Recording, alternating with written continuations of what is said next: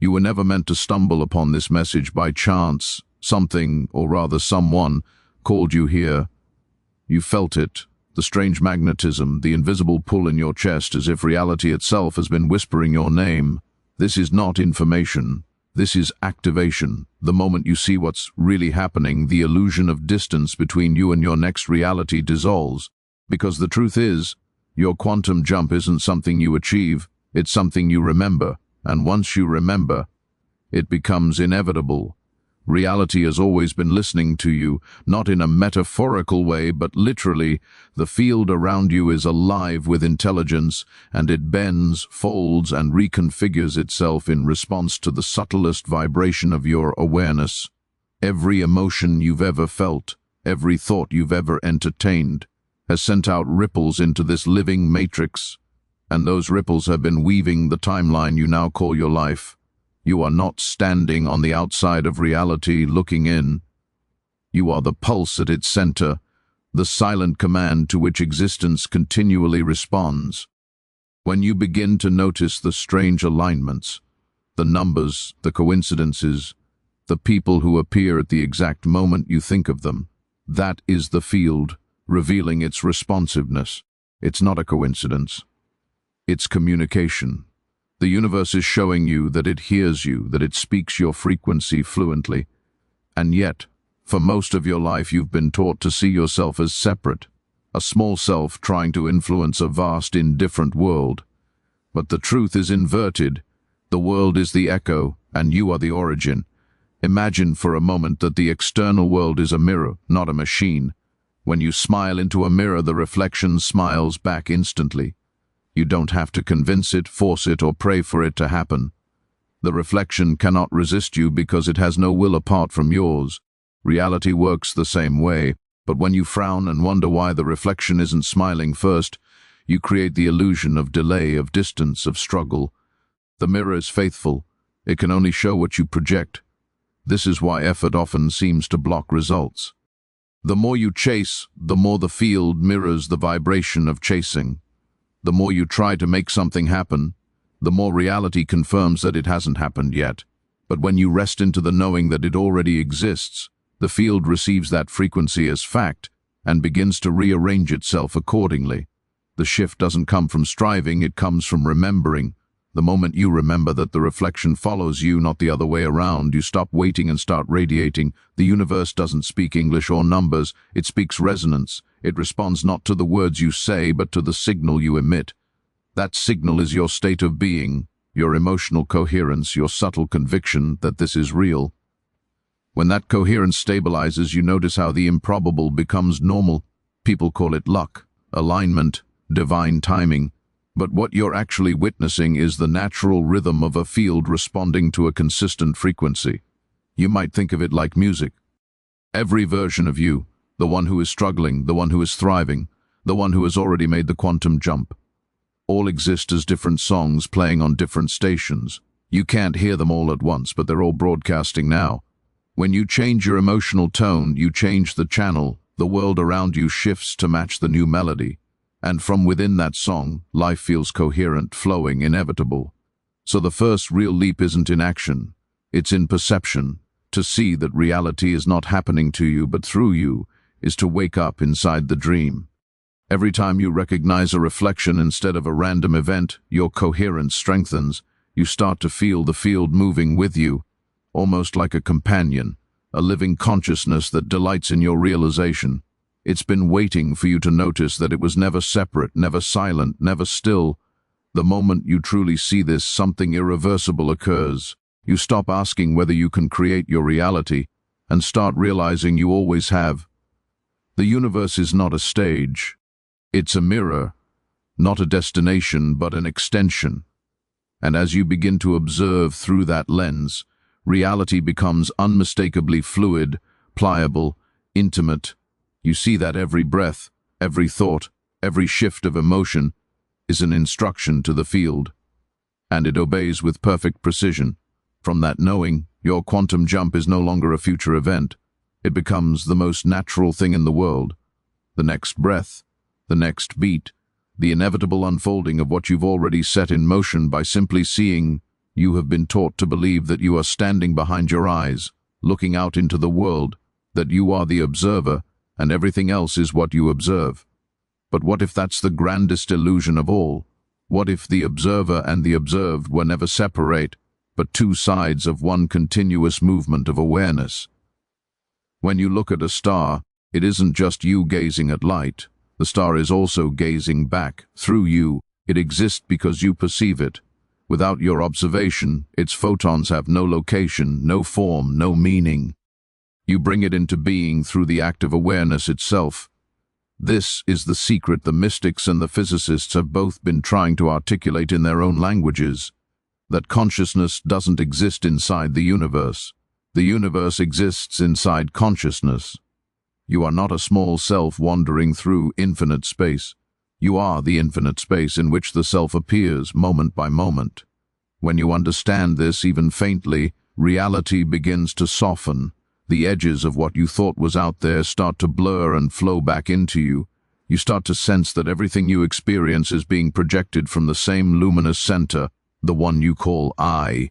Every quantum possibility exists at once, suspended in a field of potential, like notes waiting to be played, and the moment you turn your attention toward one, it begins to harmonize into form. Observation is creation. What you see is not found, it is chosen. And yet the paradox is that this choosing doesn't come from effort or decision, it comes from alignment. The world takes shape not through control but through coherence. You don't have to force a wave to collapse, you simply have to witness it with the eyes of knowing. Think about this. When you imagine, you are creating. When you dream, you are generating entire universes complete with light, emotion, physics and memory, all inside your awareness. The dream feels real while you are in it because the same consciousness that builds your waking world is the one constructing your dreams. It's all happening within the same infinite field. The only difference is your level of identification. In sleep, you forget that you are the dreamer. In waking life, you forget that you are the creator. But creation never stops. This is why awakening doesn't mean acquiring new powers. It means remembering the ones you've always used unconsciously. Every reaction, every belief, every assumption is a silent command to the field. If you believe life is against you, the mirror must reflect opposition. If you believe you are supported, it reflects ease. The universe does not judge, it only mirrors. And when you realize this, you stop trying to fix the reflection and begin to transform the one who is looking. That is where true mastery begins. The observer and the creator are not two roles, they are one phenomenon. Every time you recognize yourself as both the painter and the painting, you enter what the ancients called the lucid state, awareness aware of itself. And in that state, manifestation is instantaneous, because there is no gap between thought and thing. You have returned to the source point where everything arises. From there, miracles cease to be extraordinary, they become natural. So, if you want to change the world around you, don't start with the world, start with the eyes that are seeing it. Soften your gaze, breathe, let awareness observe itself. As you do, you'll notice something subtle. Reality starts responding before you even move. Conversations shift, circumstances bend, possibilities reappear. Because when you remember that the observer is the creator, you no longer try to manifest from separation. You simply allow what's already true to crystallize in front of you. The wave collapses, not because you forced it, but because you finally recognized that it was never apart from you. And once you truly see that, you can never unsee it. The illusion of distance fades, the concept of waiting for your quantum jump dissolves, and only the recognition remains. You are the field observing itself into form. You are the cause and the consequence, the dreamer and the dream. Nothing is happening to you, it's all happening through you. And in that realization, the quantum jump is not a leap forward. It is the moment you wake up to discover you were already there. Desire has always been misunderstood. You've been told it means you lack something, that it's proof of distance between where you are and where you want to be. But that's the illusion, the mirage created by a mind trained to see time as linear and self as small. In truth, desire is not born from emptiness, it's born from remembrance. It's not reaching forward into the unknown, it's echoing backward from what already exists. Every longing you've ever felt is a message sent across dimensions, a signal from the version of you who already lives that reality, whispering through the folds of space and time. I'm real, come home. That pull you feel when you dream of something greater isn't you chasing it, it's it calling you. The future doesn't lie ahead. It vibrates all around you, invisible until you tune to its frequency. The desire itself is the tuning mechanism. The moment you desire, you begin aligning. You feel it because a thread of consciousness has already connected you to that outcome. It's not a possibility you're hoping to reach. It's a memory your soul is trying to recall. And the more you resist it with doubt, the fainter the memory feels. The more you allow it with trust, the clearer it becomes, until the line between imagination and experience disappears completely. You've probably noticed this paradox. When you desperately want something, it seems to move away, and when you stop needing it, it arrives effortlessly. That's not because the universe is cruel or playing games. It's because need broadcasts I don't have it, while remembrance broadcasts it's already mine. The field, ever faithful, reflects the stronger signal. So the practice isn't to want harder, but to remember more clearly, to close your eyes and feel that reality as though it's already breathing through you, not pretending, remembering. The heart doesn't know the difference between imagination and reality, because both are made of the same substance, vibration. When you desire with awareness without clinging, something sacred happens. The energy of that future version of you begins to seep into your present body. Your thoughts shift subtly, your choices start to match, your timing syncs with opportunities that were always there but hidden from the frequency you used to occupy. You begin to act as if led by intuition, but it's more accurate to say you're being guided by your own echo from the future. A self who has already walked this path and is leaving breadcrumbs for you in dreams, impulses, coincidences. This is why forcing your desires rarely works. When you push, you affirm the separation. But when you relax into the knowing that it's already real somewhere, you dissolve the gap. That's when the magic unfolds. Not because the universe finally grants permission, but because your vibration finally stops contradicting itself. The river was always flowing, you just stop paddling against it. If you trace your deepest desires, you'll notice they're rarely random. They carry a signature, a texture of inevitability, as if they've been part of you forever. That's because they are fragments of your larger self, the one that exists beyond time, attempting to guide you toward the timeline where your full expression lives. You could call them divine breadcrumbs, destiny codes, or simply resonance. But what matters is this: they are never trying to hurt you, they're trying to remind you who you are. So when a desire arises, instead of asking, "How do I get it?"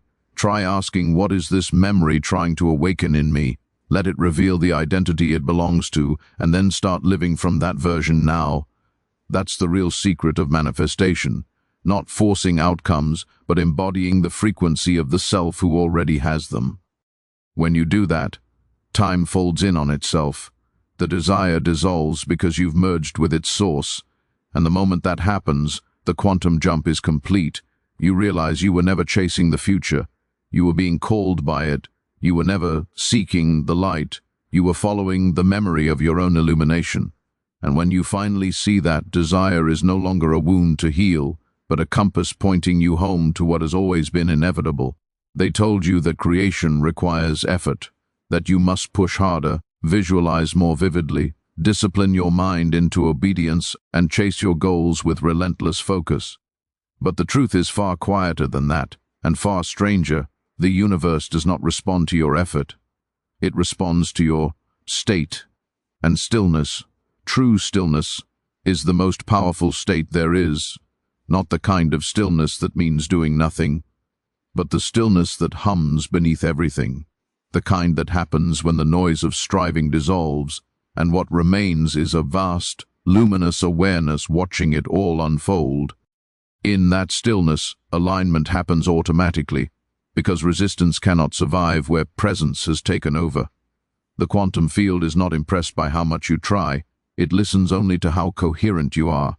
When your thoughts, emotions, and energy are in agreement, Reality bends with astonishing precision. But when they contradict, when the mind demands one thing while the heart vibrates with fear, the field mirrors the conflict back to you.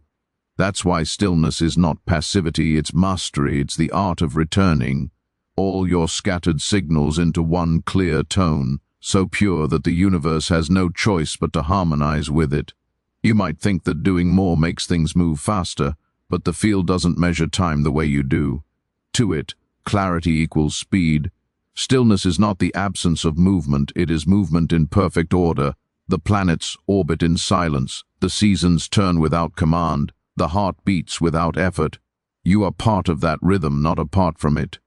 Every time you drop into stillness, you rejoin that cosmic pulse. The need to control fades, and life begins to organize itself around your peace.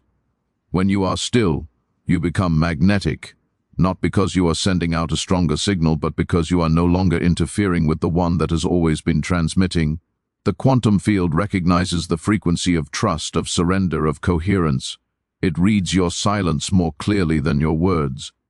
When you release the inner struggle, reality rushes to fill the space you've cleared. What you once tried to chase begins to gravitate toward you, drawn by the simple truth that energy always returns to its source. There is a moment, subtle but unmistakable, when the mind stops searching and awareness begins to glow from within. That moment is the doorway. It feels like exhaling after lifetimes of holding your breath. You realize that manifestation was never about forcing the world to comply with your will. It was about removing the interference that kept your natural harmony from expressing itself. Stillness doesn't create miracles. It reveals that they were already happening, unnoticed, beneath the noise. When you sit in stillness long enough, you start to perceive reality differently. Time slows and you begin to feel the spaces between moments, like the silence between notes of a symphony. In that silence, you sense that everything you desire already exists in potential, hovering at the edge of form, waiting for permission to appear, and that permission is granted the instant you stop demanding proof. The paradox of stillness is that the less you seek, the more you find. The less you grasp, the more arrives. The less you speak, the more the universe listens. So the next time you feel the impulse to push harder, to fix, to manifest through force, pause. Breathe. Let the current of stillness reclaim you. It knows the way better than your thoughts ever could. Trust that the same intelligence that turns galaxies will also turn your life in perfect order when you stop fighting the flow. In that surrender, effort transforms into elegance, waiting turns into knowing, and desire crystallizes into form without struggle. The field has been listening all along. It was simply waiting for your silence to hear you clearly. Stillness is not the end of motion. It is the beginning of mastery. When you rest in it, you don't stop creating, you create consciously. You become the calm eye within the storm of reality, and from that center, every possible reality begins to unfold around you in perfect, inevitable harmony. Identity is the quiet architect behind everything you call reality. Every experience, every relationship, every opportunity that finds its way to you is responding not to what you want, but to who you believe yourself to be. The field doesn't hear your affirmations, it hears your frequency. It doesn't follow your intentions, it follows your embodiment. You can speak words of abundance all day, but if your self-concept is still rooted in scarcity, the universe simply reflects the version of you that you're most identified with. That's why the greatest quantum jump doesn't happen in the outer world. It happens in the invisible shift of identity. The moment you stop trying to change your life and start remembering who you are beneath the noise. You've worn many names, many masks.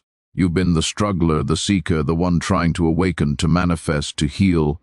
But what if all of those roles were costumes designed to reveal the actor underneath? The moment you realize that identity is not fixed but fluid, reality loosens its grip. You stop performing life and start a being. In that beingness, manifestation becomes less like creating something new and more like remembering a frequency you already knew how to hold. The future version of you, the one who already has what you desire, isn't waiting somewhere far away. It's living within you as a dormant pattern, waiting for your recognition. The paradox is that you don't become that version by striving to reach it. You become it by ceasing to contradict it. The question is never, how do I get there? The question is, who am I when I am already there? What thoughts would that version of you think? How would they move, breathe, speak, decide? The more you begin to inhabit those qualities, the faster the field adjusts, because energy organizes itself around identity. When you assume the frequency of completion, reality rearranges to match. Identity is the tuning fork of the quantum field. Every self-concept vibrates at its own tone, calling in experiences that harmonize with it. When you see yourself as small, life obliges and shows you mirrors of limitation. When you begin to see yourself as infinite awareness temporarily expressing through a form, the mirrors expand. The world doesn't resist your new vibration. It simply updates its reflection. You are not asking the universe to change. You are instructing it to show you the version of itself that corresponds to who you have decided to be. This is why change often feels so uncomfortable at first. The old identity trembles, fearing its own disappearance. It whispers doubts, tries to pull you back into familiar frequencies because its survival depends on your attention. But if you can stay steady, if you can witness the dying echo of who you once were without identifying with it, you begin to feel something extraordinary. Liberation. You realize that every identity you've ever held was only a perspective, and that you, the awareness behind it, were never confined to any of them. When that realization stabilizes, your energy becomes clear. You stop negotiating with reality because you understand that you are reality in motion. You stop trying to attract and start emanating. The field doesn't need to be convinced, it only needs to be met by coherence. Every great shift you've ever longed for begins not with a new goal but with a new self-concept. And the truest one isn't something you invent, it's something you uncover. Beneath the fear, beneath the doubt, beneath every story you've told yourself about who you must become, there is a presence that has never changed. That is your original identity, the one that exists before time, before memory, before form. When you align with that essence, life begins to feel astonishingly effortless. Synchronicities multiply, opportunities appear, relationships recalibrate. You realize that reality isn't responding to your effort but to your essence. You've stopped trying to manipulate the reflection and started radiating from the source. And in that radiance, everything you once reached for begins to move toward you naturally, because the one who was searching has dissolved into the one who is. And identity is the bridge, and the moment you cross it, the quantum jump is no longer a leap. It's a remembrance. You were never trying to become something greater. You were only remembering the vastness that had always been you, and now something in you already knows. This isn't about learning anymore. It's about remembering. The moment you arrived here, the shift began. You may think you've been listening, reflecting, awakening step by step, but the deeper truth is that the quantum jump has already happened. The part of you that was waiting for confirmation, for permission, for a sign, that part was only a fragment, a dream character fading as you wake. The jump was never something you had to perform. It was an inevitability written into your awareness long before these words found you. You are simply catching up to what your higher self already chose. Feel that for a moment, the relief that comes when striving turns into recognition. You are not on the edge of transformation, you are standing inside it. Everything that seemed like a delay was only the choreography of divine timing, preparing your nervous system to receive what was always yours. The universe doesn't rush because it doesn't move linearly, it expands from the now outward, and right now, you are in the exact frequency that reveals what has always been waiting for you.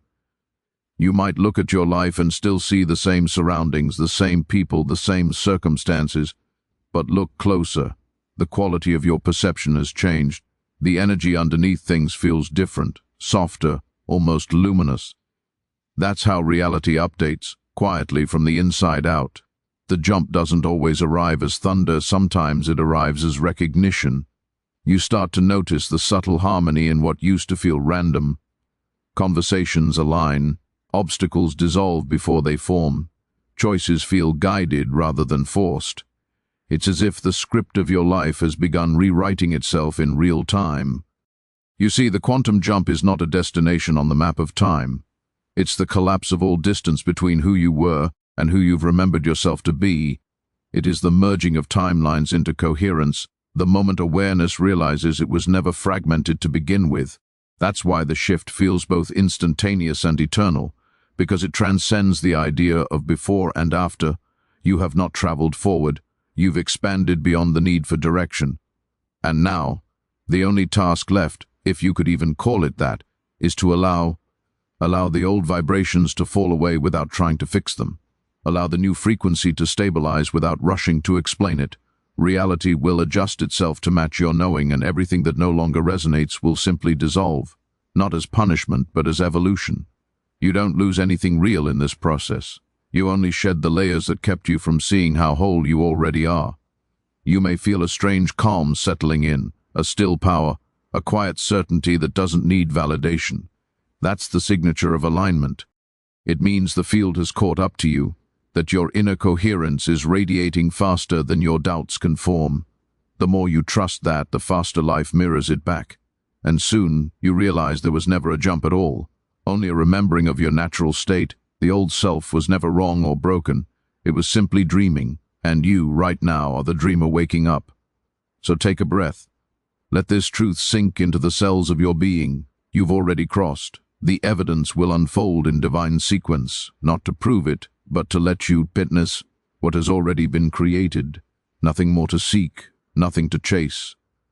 Only to live, to express, to radiate from this newfound awareness that everything you desire is simply your own frequency, mirrored back as form. And as you continue through your days, let this be your quiet mantra. I have already jumped. Feel the weight of that certainty in your body. Let it guide your speech, your choices, your energy. Every action you take now is no longer a reach towards something missing. It is the natural expression of someone who remembers their power. If these words have awakened something in you, don't let it fade back into theory. Speak them, share them. Anchor this awareness by embodying it. Every time you act from coherence, you reinforce the new frequency. Every time you remind another that their jump is inevitable, you stabilize your own. This is how the field evolves, through recognition multiplied. So before this moment passes, take a breath of gratitude. Whisper to yourself, not as hope but as knowing, it's done. And as you open your eyes to the world around you, watch closely. The quantum field will begin to echo back your remembrance again and again, until there is no trace of separation left. The jump is complete. You are living it now, and the only thing left to do is to shine.